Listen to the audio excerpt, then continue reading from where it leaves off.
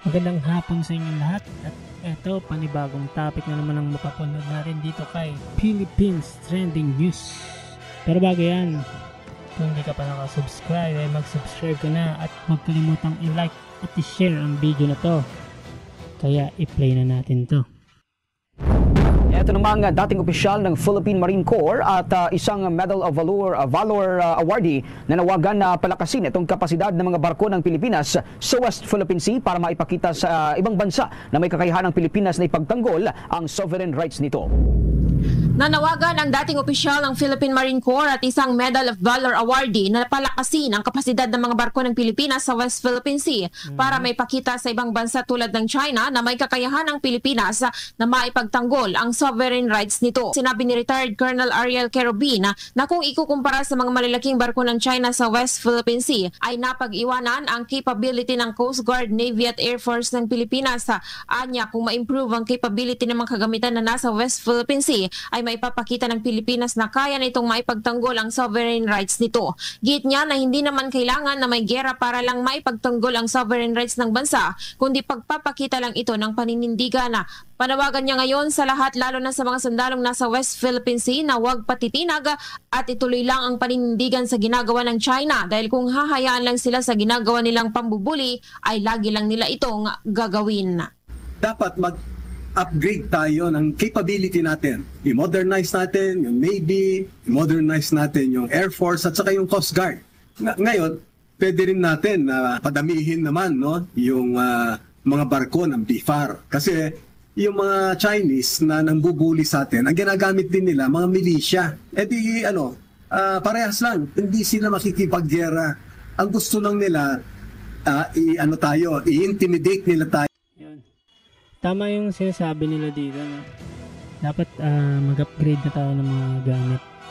Hindi yung ang ipapadala natin dun is yung lumang tingnan nyo yung pang-resupply natin, yung barkong gamit nila. Parang parang pangisda Parang sa ginagamit ng mga mangingisda. Yung alam nyo yung maglalaot ng 3 days dun sa laot. Parang ganun yung ginagamit nila Parang ang dating nun is parang wala naman tayong kakayahan na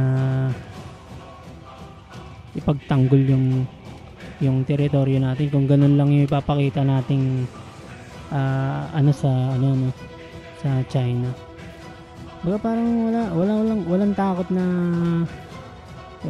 na maibibigay yung ganun. Parang wala kayong kakayahan yung sa mga militar natin. Parang walang kakayahan yung militar natin na takutin tong pag ganun yung nakikita sa atin. Tayo, ibuli tayo. Pumapayag naman tayo. Kaya ang palagi kong panawagan huwag tayong pasisindak, manindigan tayo. Sanib puwersang magkakasa nito ang tinatawag na Maritime Cooperative Activity ang Pilipinas, Japan, Australia at maging ang United States sa simula huyan bukas, Abril 7 ng kasalukuyang taon. Batay sa inilabas na joint statement ng naturang mga bansa ay inanunsyo nito na sagawa nila itong naturang aktibidad sa loob huyan ng Exclusive Economic Zone ng Pilipinas, partikular na nga dyan sa may bahagi ng West Philippine Sea. Dito ay inaasahang ipapamalas ng mga combined defense at ng armed forces ng naturang mga bansa itong kanilang commitment sa pagpapalakas pa ng tinatawag na regional at maging ng international cooperation mula huyan sa isa't isa bilang pagsuporta yan sa ideolohiya ng isang bukas at malayang Indo-Pacific region. Ang Maritime Cooperative Activity ay isasagawa netong mga naval, maritime at maging ng mga Air Force units na alinsunod pa rin yan sa pagsunod sa international law at gayon din sa domestic laws at rules ng mga bansang lalahok dito na isinasalang-alang pa rin itong ang safety of navigation, karapatan at interes ng bawat ito. Layunin itong mas paigtingin pa itong ang interoperability ng defense at maging ng armed forces doctrines, tactics, techniques at procedures kasabayan ng pagtataguyod pa ng right to freedom of navigation at maging ng overflight, gayon din sa pagrespeto nga sa maritime rights sa ilalim niya ng international law na alinsunod man sa United Nations Convention on the Law of the Sea. Kaugnay nito ay pawang muling nanindigan nga itong mga bansa, kabilang riyan ang Pilipinas, ang bansang Japan at itong Estados Unidos at maging ng bansang Australia, kasama ang iba pang mga bansa para naman sa safeguarding sa international order ng nakabatayan sa rule of law na nagsisilbi namang pundasyon para sa isang mapayapa at stable na Indo-Pacific region. Kasabay nito ay muling ang pinagtibay ng naturang 4 na bansa ang kanilang posisyon hinggil yan sa 2016 Arbitral Tribunal Award bilang final and legally binding decision sa pinag-aagawang teritoryo sa West Philippine Sea. Mga sangkay, buong mundo ngayon ay inabangan ang pag-uusap o mahalagang meeting ng Pilipinas, Japan at Amerika. Ito ay sanibwersa, mga sangkay, na pag-uusap na kung saan isa sa magiging topic ay ang China. No? Ngayon, buong mundo ay nag-aabang kung ano po ang gagawin nitong 3 bansang to na dati, mga sangkay, kaaway po yung Japan, subalit ngayon kakampi na po ng Pilipinas at Amerika. Ano kaya ang kanilang pag-uusapan at bakit po inaabangan ito ng buong mundo? So ito na, tingnan po natin itong balita. No? Ayon po kasi dito, pulong ni na US President Biden at Japan Prime Minister makakatulong sa Southeast Asia. So ito, mga sangkay, trilateral na meeting po ito. Philippines, Japan, and US. At ang magiging host po nito ay ang Amerika.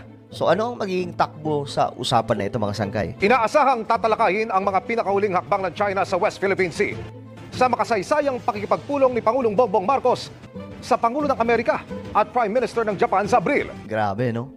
Makasaysayan. Ito po yung kasi ito po yung sabay-sabay talaga. Kumbaga mayroon po talagang alyansa. Isipin nyo, mga sangkay, dati itong Japan, kalaban po yan ng Pilipinas, di ba? Dati kalaban din po ng Amerika yan. Pero ngayon, mga sangkay, kakampi na. Parang dati din. Di ba yung Amerika nanakop sa Pilipinas, tapos dumating yung World War II, naging kakampi ng Pilipinas. Pero, mga sangkay, para lamang po sa kaliwanagan ng marami, nung World War II, ang nagpahamak po sa Pilipinas ay bansang Amerika kasi dito ang ginawang battlefield. Okay? Kaya nagpuntahan dito yung mga Japanese kasi nandito yung US. 'Di ba? Pero mga sangkay, nanalo din naman po tayo sa digmaan kasama po yung Amerika. Ang dating niyan, pwedeng mangyari ulit ngayon yan. No? Ito naman sa sa issue sa West Philippine Sea. Kasi involved pa rin ng Amerika. Ngayon, marami pa rin silang dito, base sa atin, mga base militar ng Amerika. Ang mangyayari niyan, baka maulit-ulit yun. Maging battlefield ulit nitong bansa natin. Kasi sumuko mismo yung Japan. Ngayon, eto, dating kaaway, ngayon kakampi. Pero, gitang Foreign Affairs Department, hindi nakadirekta ang pulong sa anumang bansa. Nakatutok si Marie Zumali. Malamang hindi naman talaga nila sasabihin yan kung ano magiging pulong. Pambihira naman kayo. Matapos lang ang halos 1 taon, muling makikipagkita si Pangulong Bongbong Marcos kay US President Joe Biden sa Washington, D.C. sa Amerika. Pero makakasama na nila sa makasaysayang Trilateral Leaders Summit sa April 11 si Japanese Prime Minister Kishida Fumio. Tatlong to, mga sangkay, remarkable ito Kasi Japan po yan eh. We know the story about Japan sa nakaraang World War II na mortal na kalaban po yan ng Amerika at Pilipinas. At alam nyo, mga sangkay, yung Japan kasi, kung mayroong kinakatakutan yung China, wala pong iba kundi Japan. Kasi ang Japan, mga sangkay, magagaling po pagdating sa strategy ng digmaan. Bukod dyan, talagang matatapang ang mga to. May ibubuga pagdating po sa sandatahan. Ngayon kasi, masyado lang maingay itong China. Pero alam nyo, mga sangkay, kung hindi lang itong Japan nabigyan po ng pinaka-sanction, kasi nagkaroon po sila ng ano pa tawag doon? Ano bang tatawag? Parang parusa. Simula kasi nung di ba, after World War II, so ang Japan nang invade sa Pilipinas kasi nandito yung US, nagkaroon po ng digmaan. So ang isa sa mga naging hakbang laban po sa Japan, bawal na po silang makisawsaw sa mga problema ng mga bansa, halimbawa na lang yung mga militar, mga sangkay. Kaya nga po ang tawag sa kanila militar is self-defense.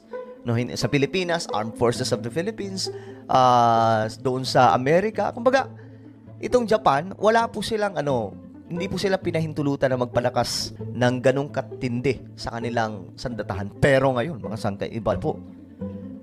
Lumalakas ang Japan at nag-aalala po ang China. Kasi itong Japan, binigyan po ng pahintulot ng Amerika. Sige, magpalakas kayo. Ganun po ang nangyayari. Siguro dahil po sa napipintong World War III.